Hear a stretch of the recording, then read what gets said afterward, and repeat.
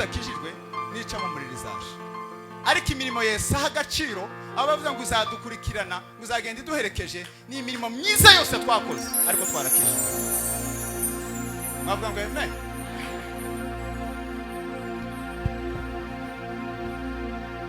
Ishaka niki yo kuvuga ngo uramuntu afite ishaka y'umurimo w'Imana. Ishaka ni imbaraga zikorera mu mutima zibyutswa nuko ari ikintu kubona cyapfuye ariko ukora neza. Hari abantu bafite ishaka ryo kuba pasiteri mu ikanisa ryuzuye abapasitori. Ibyo ntabwo ari ishaka. Ishaka ni imbaraga zikorera mu mutima zibyutswa nuko ari ikintu kubona cyapfuye ariko ukora neza. Mwavuga ngo amen. Haleluya. None ndashaka kubabaza, ndimo kubona ko umurimo w'Imana wapfuye. Ndimo kubona ko ibintu byagiye bipfa. Mwumva rino jambo nimuryumva kana kantu ngiye gusobanura nimukumva inyigisho zanjye zizaba zirangiye. Imana ire mu muntu kavuga ngo mureke tureme umuntu ase natwe. Ntabwo Imana yamuremye ngo akizwe ntaga. Ntabwo Imana yavuze ngo tureme Felix w'umupagani azagenda agiye gukizwa azagaruke. Imana yaravuga ngo tureme umuntu ase natwe. Bivuze ngo uyu muntu waremwe n'Imana yarasaga n'Imana nyine. Hanyuma Imana yamubwira ngo nose turaguma mu ijuru twese. Ati hoya uyu muntu mureke iwe agende ku isi nagera ku isi ashaka icyo akora aje gukorera Imana ku isi. Tituguma hano mu ijuru twese biga si Imana twaremye umuntu usa natwe ariko hoja mu kazi. Hanyuma Adam araza ageze mu kazi yamarya ku giti abakoze icyaha. Imana iramubwira ngo hari ibintu bibiri nanaguhaye gukizwa hanyuma ngo unkorere. None agakiza wagataye ntacyo kunkorera rero nushaka kureka gukora kuko iyo mirimo yawe ugiye gukora ntacikimariye. Adam amaze gukora Yesu aza kwitanga ku isi kugira ngo twongere dusubizwe kwa gusa n'Imana. Niturangiza ntituzishimire gusa duhita dusubira muri ya gahunda ya kera yo kuyikorera. Ese birumvikanye wasaga njewe nawe none gusa njewe nawe wabitakaje none urashaka kunkorera iki? Ahubwo reka ngohereze umwami Yesu agaruke umwizere numara kumuhabwa usubire muri kakazi. Haleluya. Mwavuga ngo amen. Amen. Dufite abantu bishimiye ko bakijijwe. Niba mwarakijijwe mwamumva binejeje mureke tubasengere mugende mu ijuru.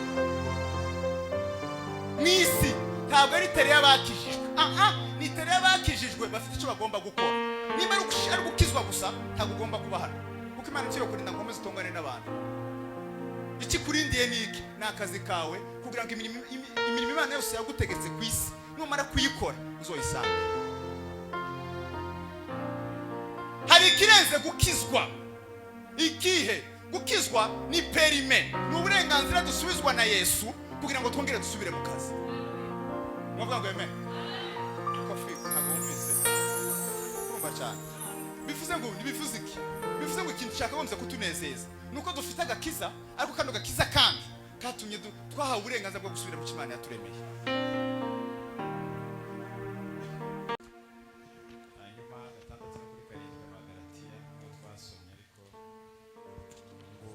Yohana 9:4. Bibiliya iravuze ngo kwira gukora imirimo y'uwatumye hakiri ku manywa. Bugiye kwira n'igihe umuntu atakibasha gukora. Amen. Naho bagarati wahabonye mtize kugira ngo tubanguke.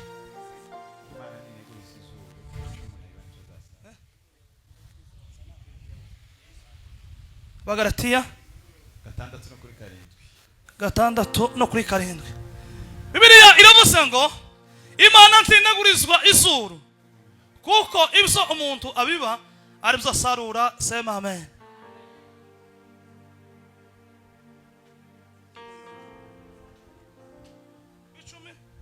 Kuri 7 timuyobe Imana ntinagurizwa izuru kuko ibyo umuntu abiba ari byo asarura. Amen. Sorry, any hands.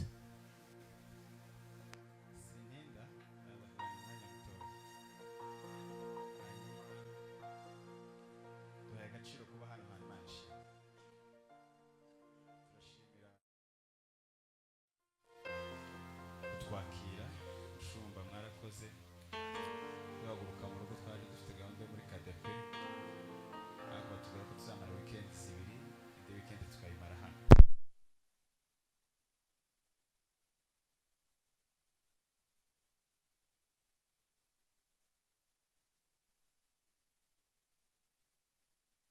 yetu ya ajabu. Yes. Na ishara kubwa zitafuata hanyuma turashima Imana rero ku ikaze ryanyu. Shumba mwarakoze nawe mukorana agataha twageze turama amakarisa menshi, ariko uyu niwo munsi wacu wa nyuma. Turabashimiye mwadufashe neza, mwaduhaye ibyanyu, mwaratwambitse, mwaduhaye amafaranga, kugezaho muduha imyenda y'abana. Imana ibagire neza, tubahaye agaciro, nuko tutabitizaho cyane, nuko ntabwo ari byo byatuzanye, ariko nimugire ngo bitubihe agaciro. Tubihe agaciro kubera ko amafaranga mwatanze yarabavunye kuyabona, mwayatoye, mwaravunitse imibiri yanyu n'imbaraga zanyu kuyatanga rero ngo tuyagabane. Imana ibahe umugisha. Icyo umuntu abiba nicyo azasarura. Turashimira itorero rya KDP kutwakira no kudufata neza. Ev.Felix n'ubufatanye bwiza bafitanye n'andi matorero. Barafite uburenganzira bwo kudusubizayo ko bari bishyuye indege, ariko biba ngombwa ko bareka tukakora izi gahunda zose, kandi tukanabavuna tugakomeza kujyana nabo mu modoka yabo n'imyanya yabo. Basa turabishimiye cyane, tubiha agaciro.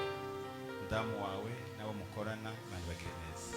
Abatari bahari kuri representa nzabadushimire. Kofi ubaye ikiraro kiduhuza n'abanyaburundi mwese, simvuga KDP gusa. Imana ibahe. Amen. Na komite mukorana, babagabo turi gukomeza kujyana, kuko turababwira ikintu ntacyo bari guhakana. Ko dufunguye hano ngera kuri hoteli mu mujyi kugaruka, maze iminsi 10 kuri hoteli, ndi kwishyura amafaranga 100,000 buri joro, akubitiraho harimo kurya n'icyayi na déplacement n'amafaranga menshi. Ubuzima bwiza, kubitekereza gutyo mukabikora. Imana ibagire neza. Amen. Ndashimira Dr. Bea wari ku mudamu wiwe kaza mu ivugabutumwa, babivuga na sinari mpari, ariko nkashimira na ndutira cyane ko cyamuzanye no kubikora neza. Amen. Amen. Hallelujah. Ngira ngo karagikora neza cyane, biteye ubwoba. Imana igumugisha. Mudamu mwiza cyane. Nanjye twe turahurira hano cyangwa tukabonana gusa, ariko ari hano mu Cibitoke niho icumbi rye riri. Nanjye nkaba mu mujyi, urumva nako duhura amateraniro, tuba dukumburanye, tukomeza kubwirana amakuru y'isafari. Niwe mukuru w'umusitari nubwo urangiye, mama daka yibaza gushika ku wa gatatu, ku wa kabiri saa 9:15 twuriye mu ndege. Ariko niwe mukuru w'umusitari. Niwe kabisa.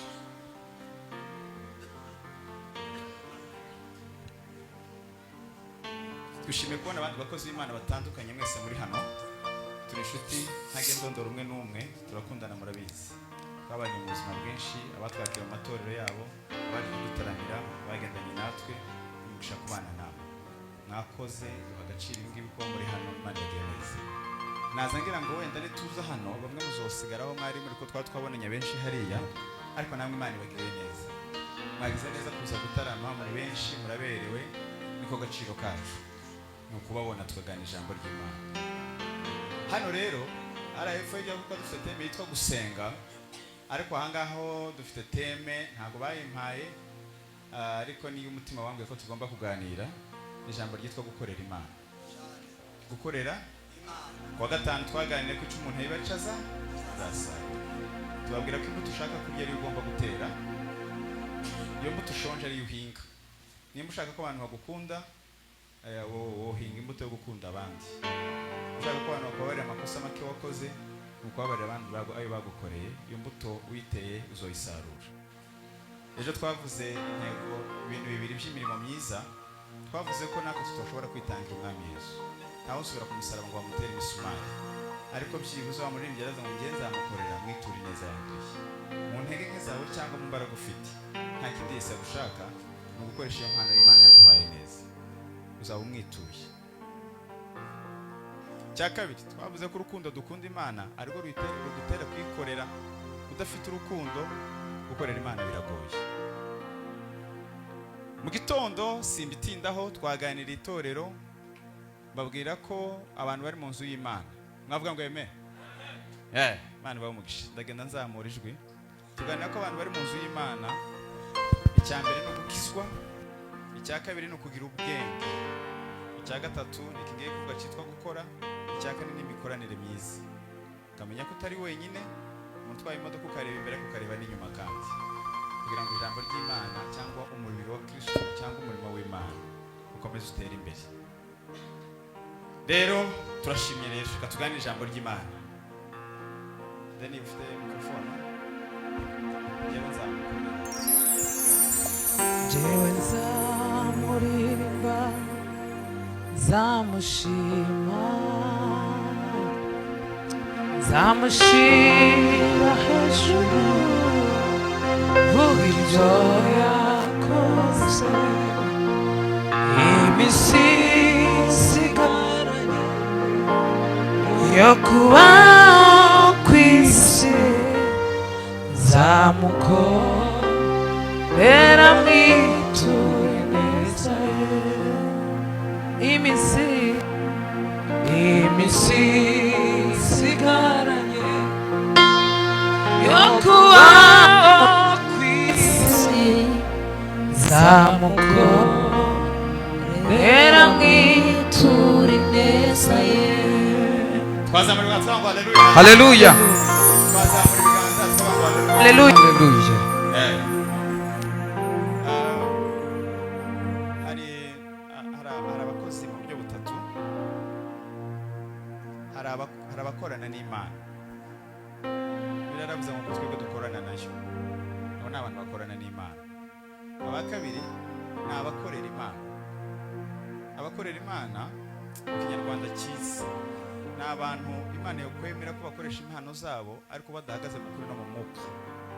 Izabereka Imana yo kureka nkazana ngahanura ngakora ibitangaza ariko tutakoranye, tutari kumwe nayo. Uvuga ngo uwo muntu nta kindi azaragwa, karakora. Uwo muntu karakora gusa nta kundi. Imana yawe kwerekwa ni wowe ifite mu gisagara. Yesu yuko bikomeza gakora ariko utari mu bushake, utarimo kwera imbuto. Yesu azareka, hari abantu Yesu azareka bagakomeza bagakora. Hari abavuga ubutumwa bose baza ahangaha baje mu buryo bw'amanyanga mwe mutazi, kandi bakabwiriza ubutumwa kandi abantu bagafashwa kandi bigatambuka.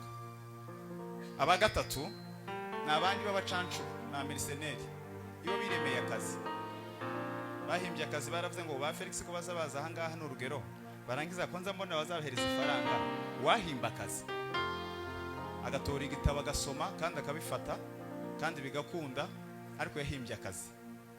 Uwo ngo noneho nta n'umuntu wanamutumye. Iyo yihimbiye yokoresha strategy zose zishoboka, akahagera akahafata mikrofone agakora. Abo ni abacancuro, abo ngabo bazahanwa ku munsi w'amateka. Ariko abo Yesu ashaka n'abantu bameze gute? Ni abantu barimo kwikorera ariko bazi neza ko bakorana n'Imana. Yuda Iskariote ni izina ryiza cyane, very nice name, izina ryiza cyane.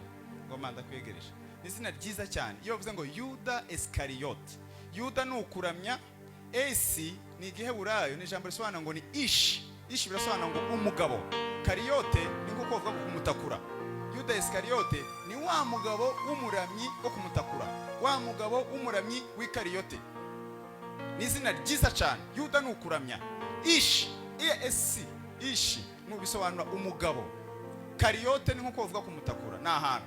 Yuda Iskariote wa mugabo w'umuramyi w'Ikariote. Ariko nta muntu uryita umwana wiwe. Kubera ko muto uryita abana banyu nuko izina ari ryiza ariko ibikorwa ni bibi. Abo tutari kumwe ejo nababwiye ngo hari imirimo itegetswe n'amategeko, hakaba n'imirimo itegetswe no kwizera. Imirimo itegetswe n'amategeko ni iyi: ni ibikorwa byiza byose ukora ariko utarakizwa. Iyo ni imirimo itegetswe n'amategeko. Imirimo itegetswe no kwizera irasa n'imirimo itegetswe n'amategeko, biza bisa. Aho bitandukaniye ni inkomoko, nuko ni imirimo ukora myiza ariko warizeye. Iyo bibiri bivuga ngo ni imirimo ngo izaca mu muriro gasha, ni imirimo twakoze tutari mu bushake bw'Imana. Imirimo yose twakoze tudakijijwe nica mu muriro izasha. Ariko imirimo Yesu aha agaciro, abavuga ngo uzadukurikirana, ngo uzagenda iduherekeje, ni imirimo myiza yose twakoze ariko twarakijijwe. Bavuga ngo amen.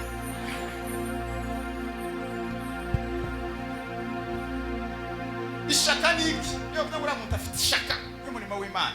Ishaka ni imbaraga zikorera mu mutima, zibyutswa nuko ari ikintu kubona cyafuye ariko ukora neza. Hari abantu bafite ishaka ryo kuba pasiteri, mu ikanisa ryuzuye abapasitori. Ibyo ntabwo ari ishaka. Ishaka ni imbaraga zikorera mu mutima zibyutswa nuko hari ikintu ukubona cyapfuye ariko wokora neza. Mwavuga ngo amen. Haleluya. None ndashaka kubabaza, ndimo kubona ko umurimo w'Imana wapfuye, ndimo kubona ko ibintu byagiye bipfa. Mwumva rino jambo nimuryumva kana kwangiye gusobanura nimukumva inyigisho zanjye zizaba zirangiye. Imana ire mu muntu kavuga ngo mureke tureme umuntu ase natwe. Ntabwo Imana yamuremye ngo akizwe ntaga. Ntabwo Imana yavuze ngo tureme Felix w'umupagani azagenda aje gukizwa azagaruke. Imana yaravuga ngo tureme umuntu ase natwe. Bivuze ngo umuntu waremwe n'Imana yasaga n'Imana nyine. Hanyuma Imana yamubwira ngo nose turaguma mu ijuru twese. Ati hoya uyu muntu mureke wagende ku isi, nagera ku isi ashaka icyo akora aje gukorera Imana ku isi. Tituguma hano mu ijuru twese biga si Imana twaremye umuntu usa natwe ariko hoja mu kazi. Hanyuma Adamu araza ageze mu kazi yamarya ku giti abakoze icyaha. Imana iramubwira ngo wahari ibintu bibiri nanaguhaye gukizwa hanyuma ngo unkorere. None agakiza wagataye ntacyo kunkorera rero nushaka kureka gukora kuko iyo mirimo yawe ugiye gukora ntacikimariye. Adamu amaze gukora Yesu aza kwitanga ku isi kugira ngo twongere dusubizwe kwa gusa n'Imana. Niturangiza ntituzishimire gusa duhita dusubira muri ya gahunda ya kera yo kuyikorera. Ese birumvikanye cyangwa nongere bisubiremo?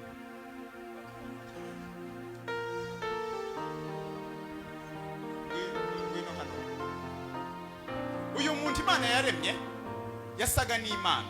Mu yandi magambo ni umukristo nta kibazo afite, ariko Imana yamubwiye akira isuka genda usoje kuririmba, genda usoje gutangira amakanisa, genda usoje mwivuga butumwa. Adamu araza agere hano abasoromye ku mbuto. Asorome ku mbuto, nta muntu ugomba gukorera Imana ari umunyabyaha. None abakoze icyaha Imana iramubwira ngo iyo mirimo waje kunkorera ntakikimaze. Icyo twafanaga nuko twasaga njewe nawe. None gusa njewe nawe wabitakaje. None urashaka kunkorera iki? Ahubwo reka ngohereze umwami Yesu agaruke umwizere numara kumuhabwa usubire muri kakazi. Haleluya. Mwavuga ngo amen. Amen. Dufite abantu bishimiye ko bakijijwe. Niba mwarakijijwe mwamumva binejeje, mureke tubasengere kugenda mu ijuru. Mwisi ntabwo ari tere y'abakijijwe. Ni tere y'abakijijwe bafite icyo bagomba gukora. Niba ari gukizwa gusa ntabwo ugomba kuba hano. Kuko Imana iciye kurinda ngombe zitongane n'abantu. Iki kurindiye niki nakazi kawe kugira ngo imirimo Imana yose yagutegetse ku isi numara kuyikora uzoyisanga. Hari ikirenze gukizwa. Ikihe gukizwa ni perime, ni uburenganzira dusubizwa na Yesu kugira ngo twongere dusubire mu kazi. Mwavuga ngo amen. Kofi agomvise kumva cyane. Bivuze ngo nibivuze iki? Bivuze ngo ikintu cyakagombye kutunezeza nuko dufite agakiza, ariko kando gakiza kandi katumye twahawe uburenganzira bwo gusubira mu Imana yaturemeye.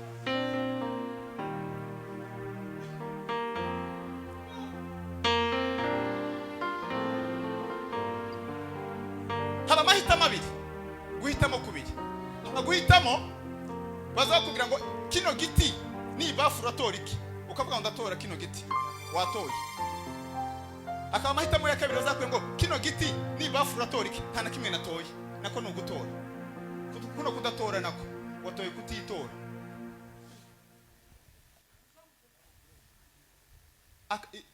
Aka kantu naka utoye iki, ukavuga ngo nta na kimwe ntora. Siko bisa bigenda. Uku kudatora nako ni ugutora, watoye kudatora. Kwifata. Dufite abantu batoye icyo bagombaga gutora. Dufite n'abandi noneho batatoye. Uzumaza gusa uzukora iki? Usinza pesha. Ukandi hari imbere basa basirimba. Uzuhambona. Ukandi sinza nsambana. Aho kureka gusambana uzukora iki? Ubushize butwari muri kadependera bwe ivy'Imana. Nukwemera ukiyemeza ugasiga akubwira icyo usanga. Muvuga ngo amen. Amen. Ese turi kumwe? Nukwemera. Nareme narakijwe. Ndiyemeje. Ndetse iki ako ngiye gukora iki. Abo twari kumwe abatarasenze nabyo ko biriya yoroshe cyane. Igizwe n'amagambo 6. Icyambere nukumenya ko abantu bose bari hano Imana yabaremye. Nta muntu uri Imana itaremye. Icya kabiri nukumenya ko twese twakoze icyaha kubera Adamu. Icya gatatu nukumenya ko kubera icyo cyaha twese cyatugizeho urubanza. Icya kane nukumenya ko Yesu yadupfiriye twese. Icya gatanu nukumenya ko Yesu twese yatuzukiye. Icya gatandatu ni icyemezo ugomba gufata wenyine. Mwavuga ngo amen. Amen. ugeze ufata icyemezo.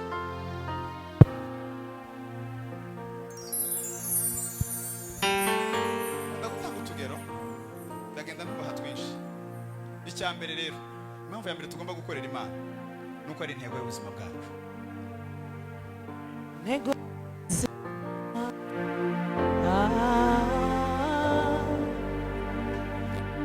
Ijuru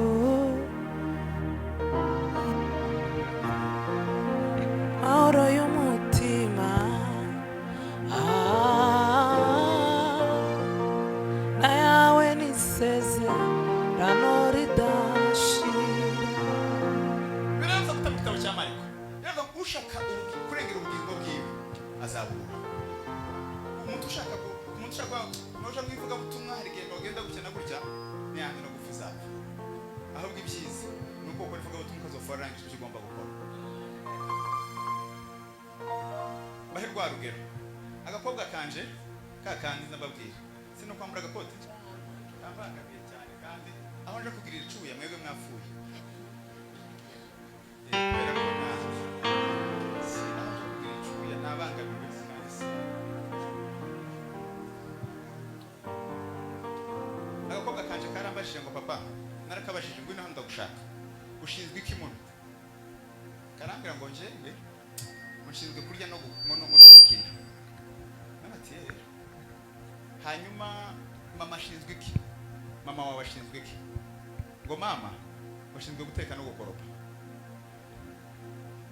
Ndamubwira none se ngewe papa wawe shinzwe iki? Ngo papa ngo shinzwe ibintu bibiri.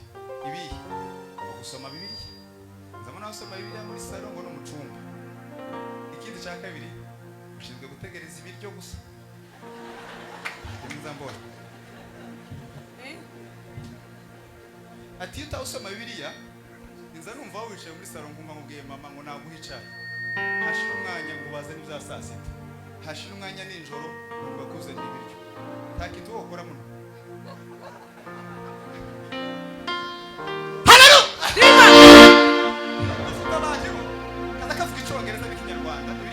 Food. Papa ngo shizwe gutegereza food. Dufite abantu munibo basengera muri Karumeli, basengera muri Agape, basengera muri Kanani. Yo gusashizwe gutegereza food gusa. Dukora amaterano no gutya ya jere. Ba amaterano usinzi uko yageze. Twari urimo wowe. Wewe twari urimo. Ba amaterano y'umunsi. Ngo yarashuje. Inde gaza yawe munini bambagura muri abantu uzabasanga gusa n'abakigurugu. Wanje umuntu niba ari gusenga wari usumunwa. Niba ari gufukama ugira tije. Niba ari Imana arakubwiye ko bagira yabo. Si yacu twese. Mwavuga ngo amen. Amen. Kubera iki? Ufite icyo ugomba gukora. Hari ijambo ndi gutinya kuvuga ko mureke ndivuge mu byumve neza. Wowe n'umwuka ni mwemwe majorite. Abanyamurenge bavuze ngo ni bande banga Felix mukaba benshi hano. Umwuka akavuga ngo njewe ndi kumwe na Ndutira akavuga ngo arankunda. Umwuka yagiye kubara abantu benshi azaba ari uryo uri mukuri. Majorite ni umuntu muri kumwe n'umwuka. Niyo majorite. Umuntu umwe ufite courage niwe majorite. Ikimenyi mwavuga ngo amen. Amen. Ikimenyi nuko Yesu yakisha abagabo 10 amazi umwe gushira. Bamaze abandi bari he atabandi ntato dupfana nije batahuyishima. Umunsi nawe yaza wubaka inguge siwe mugabo wenyine wari uzi kubaza ibiti niyo gusa ari majorite. Mwavuga ngo amen. Amen. Imana yahamagara Abraham ikanisa ryari abantu bari buzuye. Abraham yamamanje wumvishijwe ry'Imana. Yesaya ibice 6:8. Imana ngo ninde no tuma Yesaya ticeceka njewe ndahari. Wivunika ndahari. Bano bose bashaka bazonge njewe ndi majorite. Mwagira intege nke gusa ariko nimba uri kumwe n'umwuka wari urahagije. Mwavuga ngo amen. Amen. Maisha yenye maana. Naona maisha yenye maana kutumikia Mwokozi, kuishi ni Kristo na kufa faida kila Mkristo wa kweli. Nashiba rohoni kwa raha ya Mungu.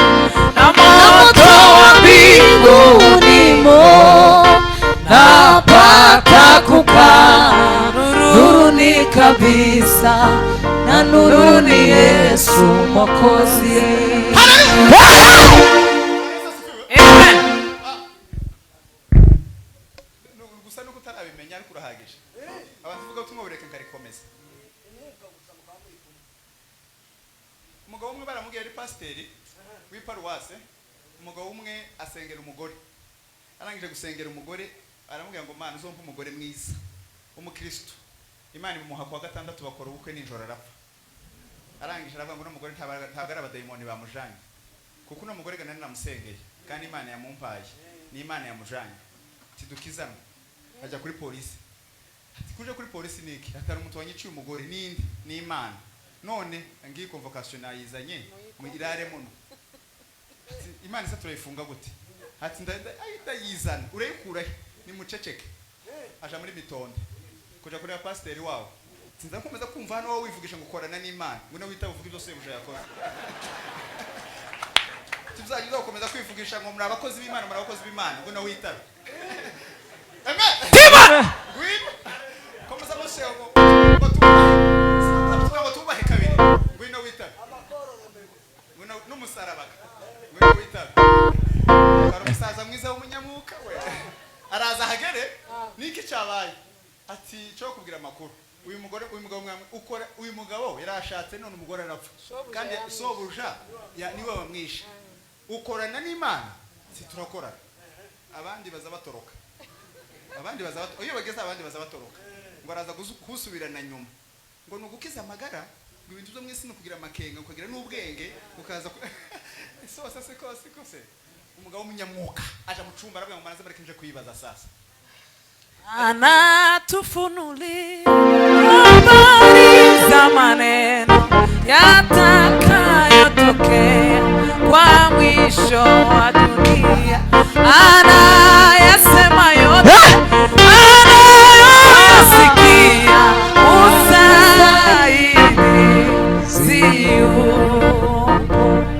musaidizi yupo, ni Roho wake mwema aliyetuma kwetu ahadi yake nzuri.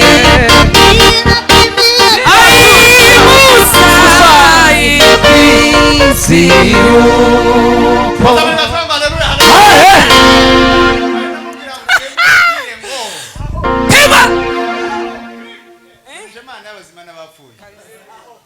Njemana y'abazimana n'abapfu ugenda ari kubwira polisi araza arababwira ngo noraramo nta kibazo gusa yambwiye ngo njemana y'abazimana babwira wa mugabo ngo ati ari nje nawe ni twese yo tuzinga ibyiza nuko utaha mareke babwire gukorera Imana ntibizo bikura y'intambara aho ubonye umuntu uzozi rwanana ubonye umuntu kuko niwo guhaye gatasi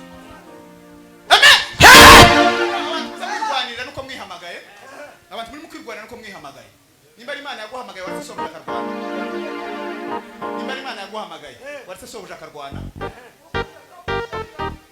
pastor Deo abakristo ni bakwanga uzosohoke kuko rino kanisa yabeshejweho n'umuhamagaro n'urwana umuhamagaro uzoba washize nimba ukiwufite uzobasigira inyubako twara umuhamagaro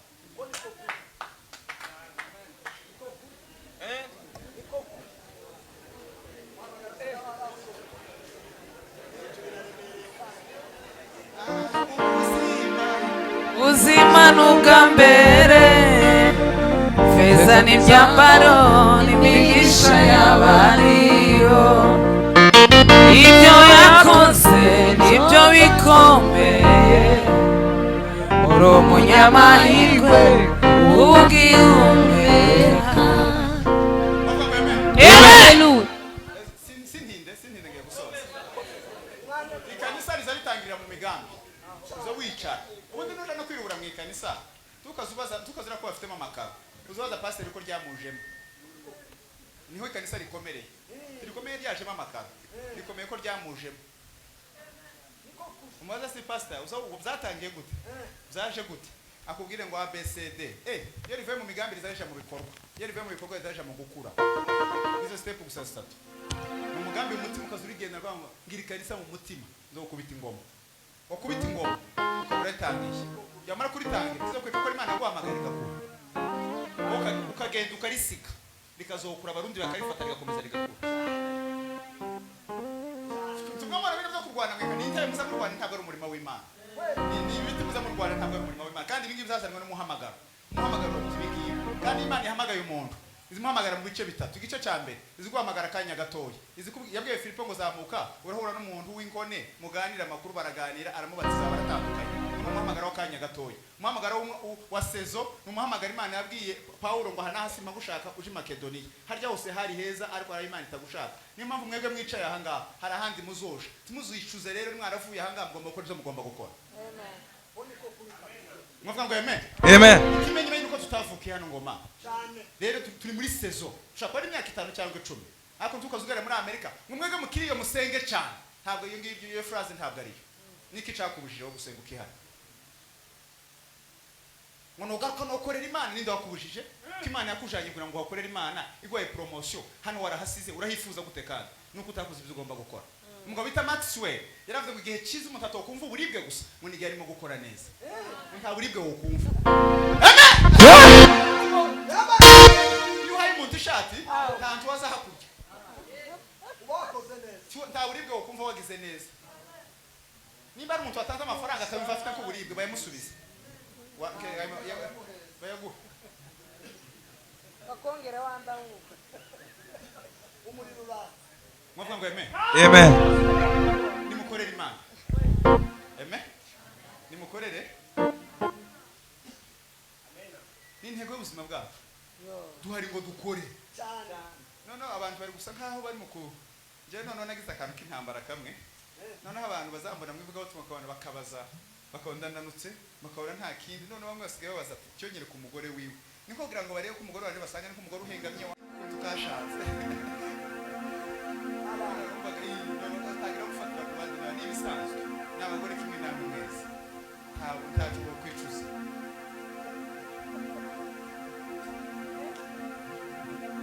ariko bari masashengere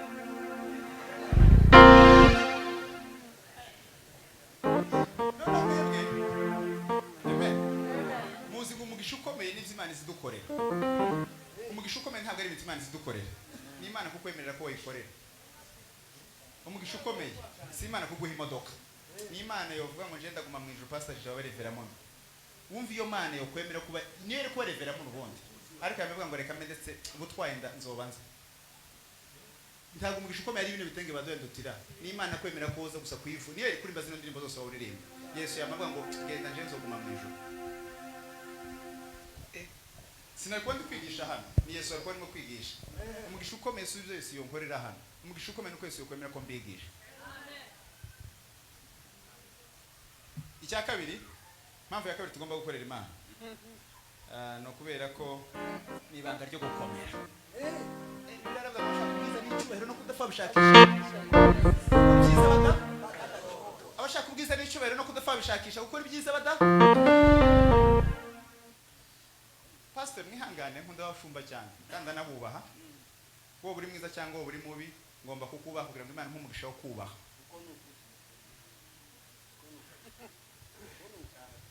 kuyobora wa Kristo babasenga iminsi 5 ugomba gusenga 6 kugira ngo byibuze ugira amavuta byibuze uberekeye naho iyo bakomeje gusengaga cyane bagasoma ijambo cyane bagakora ibintu byinshi wowe byitaza biza biba bibi none mwebwe nimushireho imbaraga bakozi b'Imana turabakunda cyane kubera ko mwo tugira ngo tububahe kabiri ariko mutakoze ibiza byubahisha umuntu nako mwabugiye kutuvuna nimuturuhure rero Esko mevuze neza ntaga ibiza byubahisha umuntu ni mubikore nimutabikora mukatugira ngo tububahe kabiri muzamugiye kutuvuna kuko ikiza cyubahisha umuntu si ikicubera tuguhaye ko ntiwubashwe ikiza kikubahisha no gukora ibyiza udacogora so mwese mukonja bivuze nabi neza cyane abashaka ubwiza n'icyubahiro no kudafa babishakira gukora ibyiza bada nibanga ryo gukomera zabitura ubugingo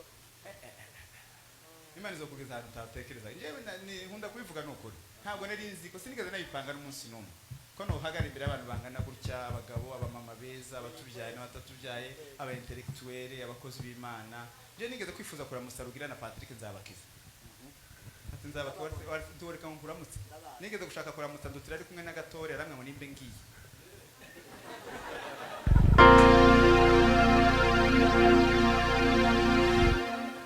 none karambaza ndi kuri hoteli ngo wariye ndareka kurya bamuraje mu nzu je bandaza muri hoteli y'ibihumbi 100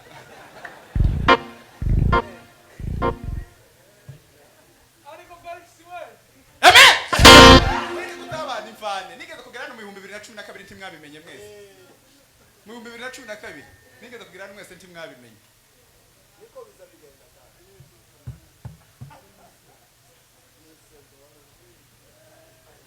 ari muri saso sesh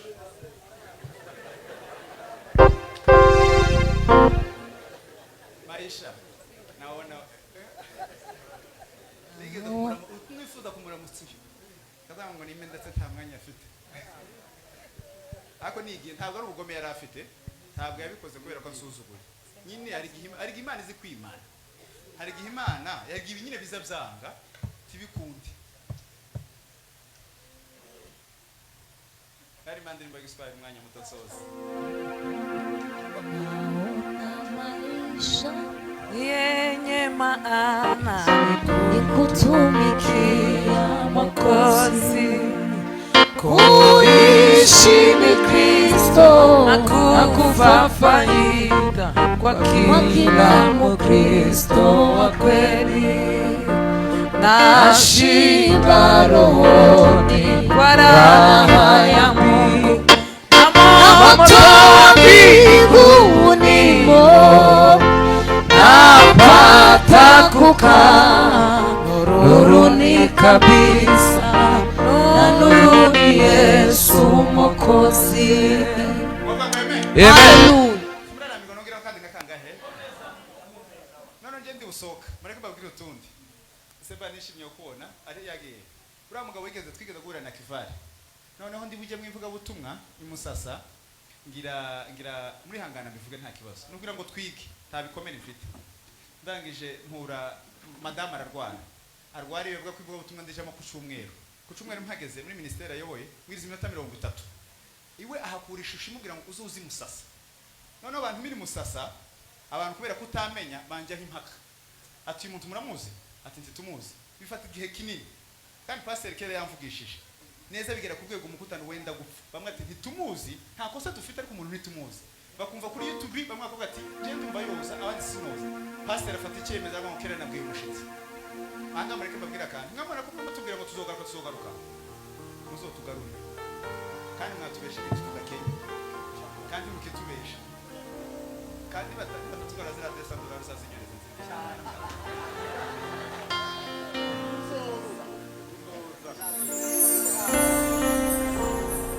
sikukuri abayobozi bari muno umukristo nakubaza ngo pasa nzokureba iryana kuko mwe ngo yari kuri ndahari umunsi azoguhamagara ko kuzoba imyaka uzozimwe nzotubona kwa kabiri saa 10 cyangwa mbere mu kundi wa gatanu saa 9 ako ngo nukuri ndahari azoguhamagara kabiri wafushije mbere ngo nukuri cyangwa bisaba kubaye imyaka inyuma umuyobozi ntaza ngo nukuri ndahari uzutanga isaha ukazubaha akagusanga muri office nibyiza imusasa ndagije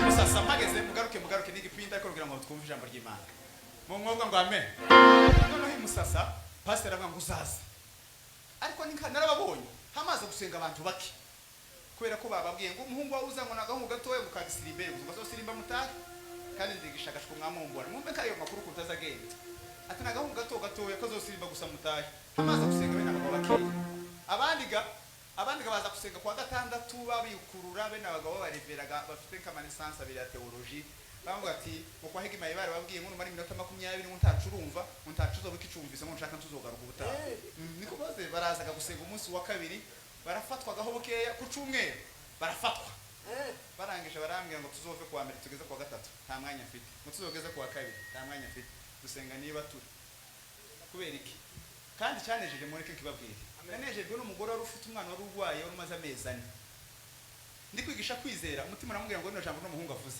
ngo gemza n'umwana wawe ngo niwo bimbwiye aragenda aramuzana amushira mu rugo umwana arakira nakazangira musasa akamumudere wa mwana wawe sinza nerekwa hari ano mwicumbi hari umuntu uraza gukomanga ngo kumwe ngo afite icyifuzo ni musengere oyaye uwo mu ruho ntawo ufite no kero ushaka ko tugane kandi ndasenga ibyanje byose bizarike mukana bisengere ako kwera ko mukunda ifishi kandi ntabwo ari kibazo kuko umwana mufite office nongera nanje mu niyongereho noneho icyanejeje niki nanejejwe nuko iyo umuntu arimo gukorera Imana izimenye icyo ikora muco wakorera haleluya ico urashaka ngo Imana ikubwira iki ukora mbere ntacu urakora wowe nico no niki mumbwira ikintu yose atakose cyo tuma tugira ubutego kumukorera mukimbi ni mukimbi niba mushaka gukomera ugashaka umudamu mwiza abantu beza bifuza abo gukorera Imana ushaka ubwiza n'icyubahiro no kudafasha gukora byiza da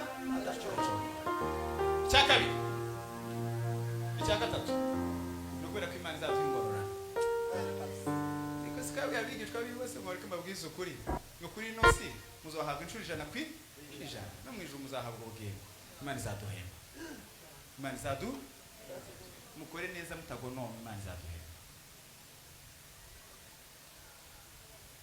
cya kane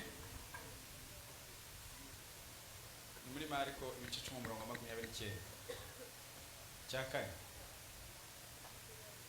nuko hari bicubahiro cy'Imana Imana ihabwa iki icubahiro mareke mbaho rwarugero rw'umwana kandi nari naruvuze ariko nubwira ngo murwumve neza kagakobwa nababwiye mu rugo kandi kaza kabikora gusa kazi nk'ukarakina ngiye nkabishira mu mutwe yakundaga fanta y'abashitsi abashitsi bapfa kwinjira kabona umwana avuye yarari akaza yiruka no kuri fanta akama yicara gutya akama yicara impande y'umushitsi agakomeza akareba fanta umushitsi akama ngo somaho ma agakuruha hashira umwana ikindi gihe akongera akabangora ashaka yabona yumva tuvuga kuri telefone utege moto uzamu kugere hano ngo papa ngo agiye kuza abashitsi bapfa kwinjira akama yinjira abashitsi akamwe tusoma kuri fanta agasoma uko abashitsi bagiye nzogukubita reka no mablage yawe kibaza mu fanta y'abashitsi abandi bashitsi bagarutse agira ngo namuje kuyisomaho bamwe soma kuri fanta y'abashitsi ngo yaye zari gikombe kazana plastike kamwe sinakubujije kuzana plastike nakubujije kusangira n'abashitsi soda yawe uzoreke noneho yarasigaye yinjira akamazamura amaboko sinza ngo fanta y'abashitsi je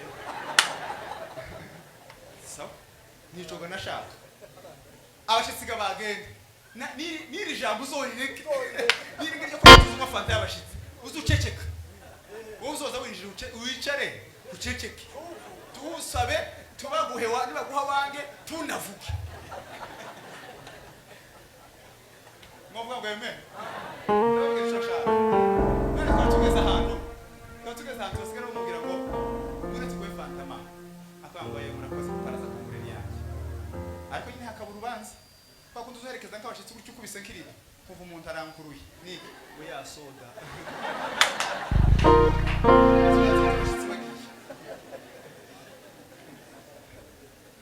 ngombwa ngo yeme umva isomo ririmo tangije wera biretse burundu mutwe tucanejeje nijambo twakatuganira mu cumba nkamubwira ngo niba kubwira ngo umweho uzovuga ngo murakoze papa araza kungurira yanjye umva ikintu canejeje ni icubahiro yagize gute yamaze nanjye mureke mbabaze kandi numvishe mwamuseka umwana wanje mwese mwamusetse ko Yesu yababwiye muri mu Efeso 2:10 murabe Imana yaremye ibaremeye imirimo myiza muri none ko mutari mu kuyikora mugakora ibindi bitari byiza kandi mukamasasa umwana wanje mwose ku mwana wanje mwebwe Yesu yarababwiye ngo mureke kwangana muza mubikora ni mureke urugomo mukabikora mureke gusebanya mukabikora mureke gutukana mukabikora mureke gutererana mu byago mukabikora mwose ku mwana wanje data yaravuze ngo muri abantu naremye baremeye imirimo myiza muri Kristo Yesu turabinaniwe none mwose ku mwana wanje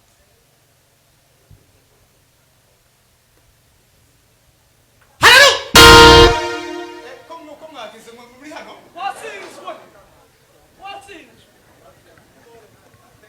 soma igitabo cy'Abefeso cy'Abafilipi igice cya mbere umurongo wa nyuma dutragarimba gakora gato ko fahage kamira kantu kamwe bisa mukora katari bitasunisha kanso zaba Filipi izina umbaya rimwe icyo si watamenye Yesu soko y'amazi manyo Kristo nzira y'ubugingo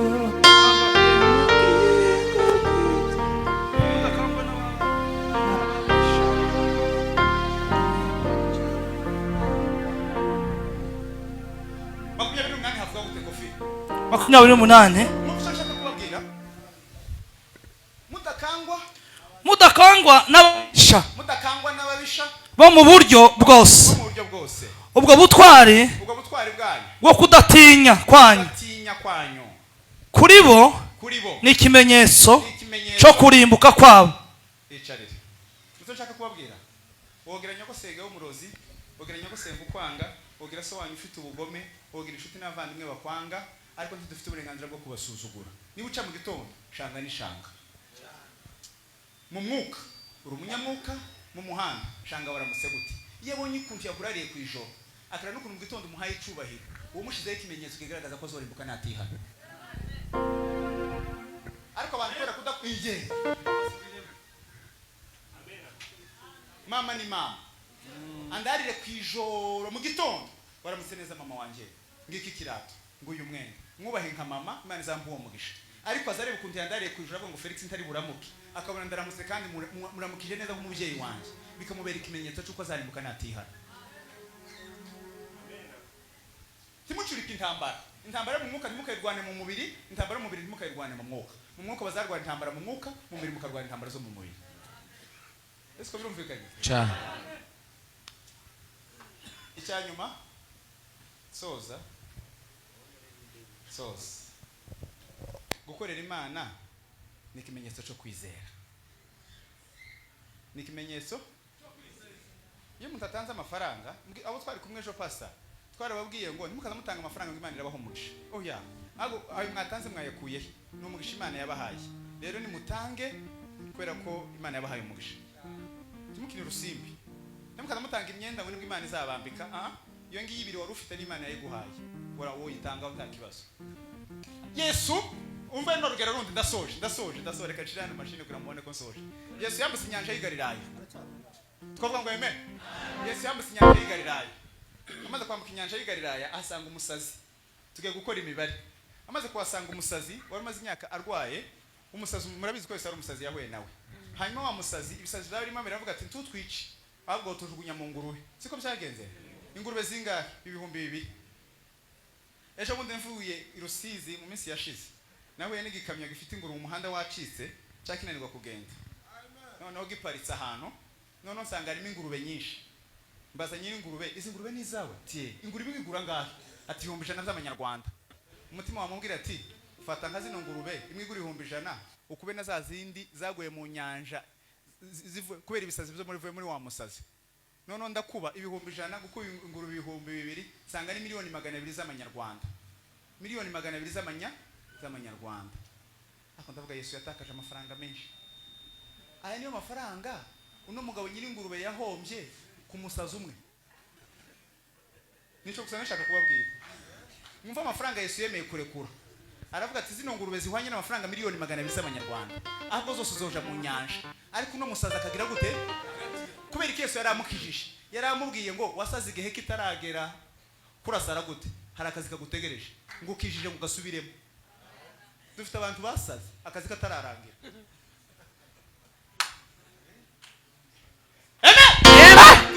Ese mwumvise? Ntabwo mwumvise ko murekereza mutumvise. Sinumvise neza. Iyo umuntu arwaye hana karwara n'urugero nka kanseri bakavuga ngo tumuha 10,000 yoja mu buhinde muzamuyatanga. Muyatanga 10,000 z'amadolari. Kubera kimuza muyatanga. Akire. Sugira ngo akire. Niko Yesu nawe byagenze. Yahuye n'umusazi wasaze kandi nta kintu gisubiza ari Yesu gusa. Aravuga ngo ahubwo ingurube 2,000 zogenda zihwanye n'amafaranga 1,200,000 z'amanyarwanda. Ariko ugakirasha ngo subira muco nakuremeye. Yesu yotanga ikiguzi cyose gishoboka ukaba muzima akubwira ngo ukomeze ukorera Imana. Nta kiguzi Yesu ataguha, ntacyo Yesu atakora akubwira ngo ukomeze ukorera iki? Imana. Ukorera Imana ni ikimenyetso cyo kwizera. Uti gute?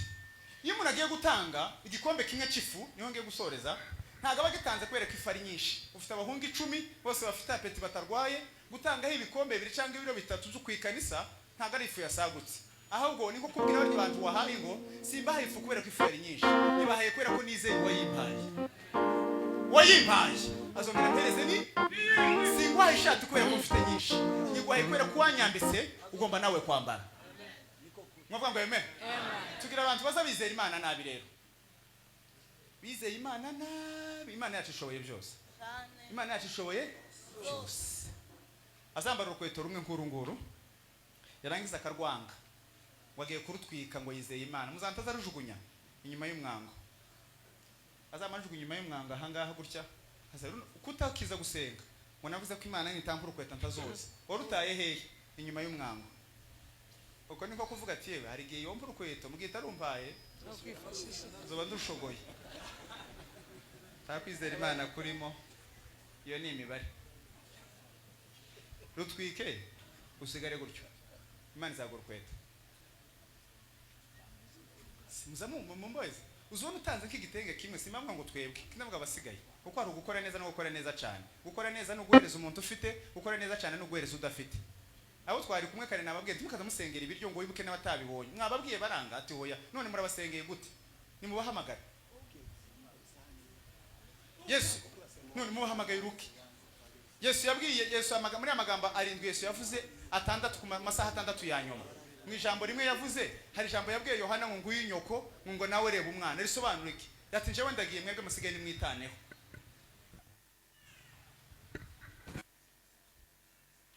Tuzogeza ryari umuntu yoba atazahishurirwa gukorera Imana akaba mwikanisa ntatekereze n'umunsi n'umwe gukorera Imana, akaba muri famille ntatekereze n'umunsi n'umwe, akaba n'inshuti n'abavandimwe ntatekereze n'umunsi n'umwe ndutira habe n'umunsi n'umwe rutoke gusa. Nigeze kubona turi na kivare mwivuga butumwa hazi ko rari abana nka 70 baba ririmba batera kadanse bari muri aya ngaya, naho mbona umugabo w'imfura arahagurutse yamakuramo amafaranga yamapfunda umwana wiwe yiwire ko kayamuhera mu rugo atateye cyane n'umuntu batanatangiye na danse byibuze gusa kuba umubiri gusa.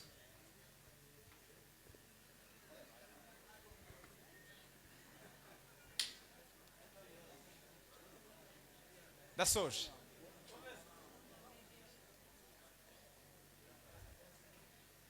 mwavuga ngo eme nasoje.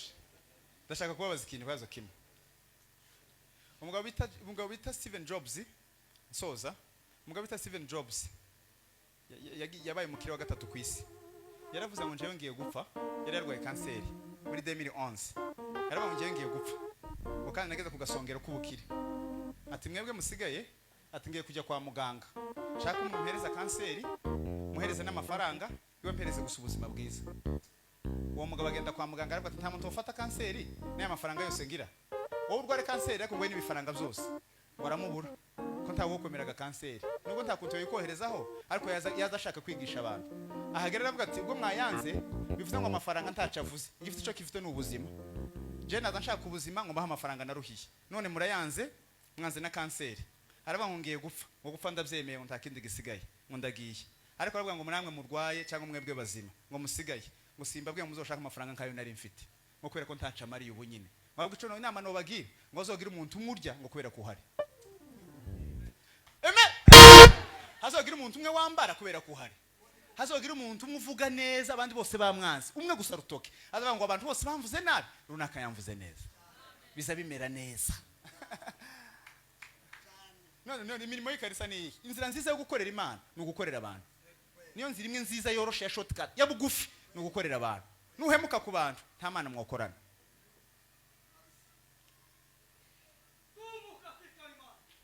Nk'abantu mwe abo twari kumwe muri KDP mureke mbabwire mfite imyaka 30 ngiye kweza 35 ni mu kugiro ciza cyo gupfa nuko nyine bazabapfa bangana. baza bapfa bangana kuko nguku bafite abana babiri, umwe ari muto undi ari mukuru. Tubona uko nguku Pastor Jideo ukweze mu gihe cyiza cyo gupfa nyine nuko nyine baza bapfa bangana. Bakozi b'Imana muri mu myaka myiza yo gupfa nuko nyine baza bapfa bangana. Abagabo bose bicaye aha ngaha muri aje yo gupfa ni nyine mugezemo. Ikimenyetso nuko abo mungana bapfuye. Hari nabandi bapfuye ninjoro. N'abakecuru timwo hakana kuko arabo mungana bapfuye. Kwera kimwebwe mutapfuye nuko mugomba gusoza ivyo Imana yabageneye. Muvuga ngo amen. Ni mu bisoze. Nimureke amazimu n'amatiko dukorera Imana. Abantu bose bapfa murangana. Nimureke dukorera Imana.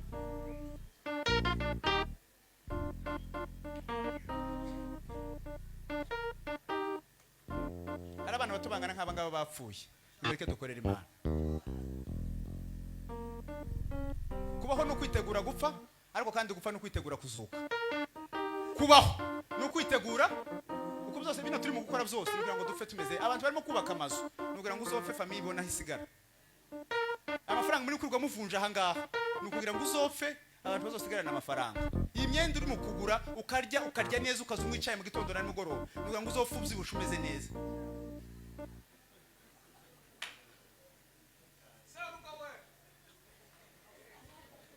Ntabwo ndi kubatera ubwoba kandi ntimwenda gupfa rino joro nushaka uzogeza imyaka 100 ariko nyuma y'iyo myaka kubaho no kwitegura gupfa ariko kandi gupfa no kwitegura kuzuka. Rero ugomba kuzazuka ariko uzugomba kuzopfa ariko ugomba gukora wazuka kugira ngo ushore imbaraga aho ushaka kuzomara igihe kirekire. Ibi ngibi urimo gukora ni umwitozo waho ushaka kuzotinda.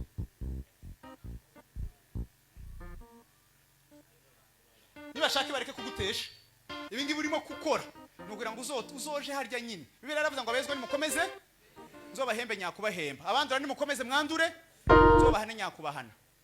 Nico bisobanuye.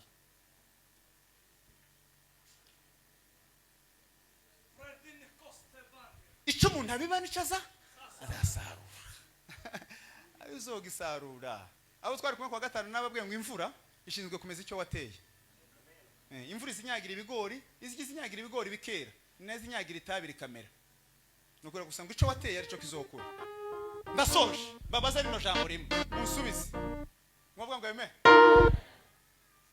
Ririmba marimba nindangisoza. Naona maisha ni yenye maana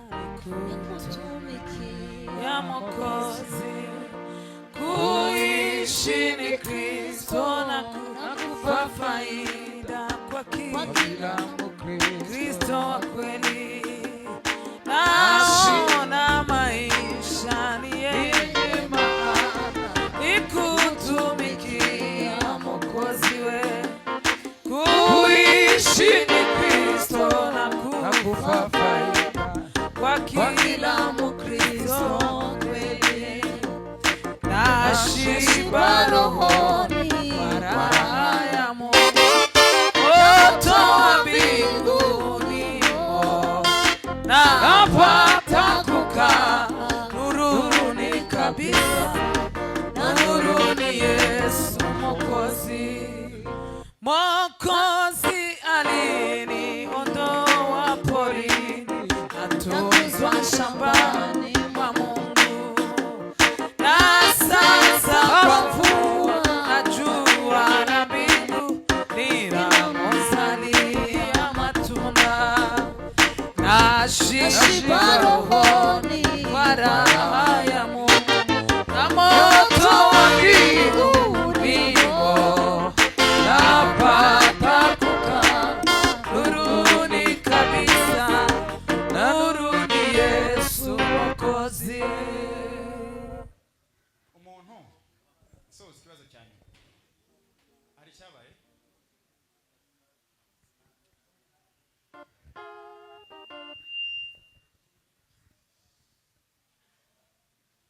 Mwaganiriye? Mafashijwe? Umuntu ugukunda nasoje ikibazo cyane. Umuntu ugukunda n'umuntu ukunda wabikije amafaranga inde ukwiba. Kunda kofi ndagukunda mbikira y'amazi. Ndagukunda mbikira y'amazi. Dutira ndabizi ko nkunda ma mbikira amazi muri abantu bombi ninde unyibaye amazi uyu nguyu kubera ko nkunda ntiyiba amazi kubera ko agize gute ankunda kofi no mukunda atankunda kamubitsa amazi akagira gute ubu ni ubuhanuzi Yesu yakubikije pastor ubu ni ubupastori Yesu yakubikije iri ni ijwi Yesu yakubikije iri ni ivugabutumwa Yesu yambikije impamvu muri mu kubikora nabi nuko yabikije abantu batamukunda niyo mpamvu mwatorotse mwibye mwacitse mutarimo gukora neza yabikije abantu batamukunda Amen. nuko yabikije abantu batamukunda Yesu yakubise ubupastori bukakunanira gute akira bukakunanira Yesu yavuye ngo ntagakira ubupastori bukakunanira gute Yesu yabukubikije Yesu yombitse ivugabutumwa rikananira gute nuko ntamukunda niyo mpamvu mvuga ngo gukorera Imana biragoye no kutayikunda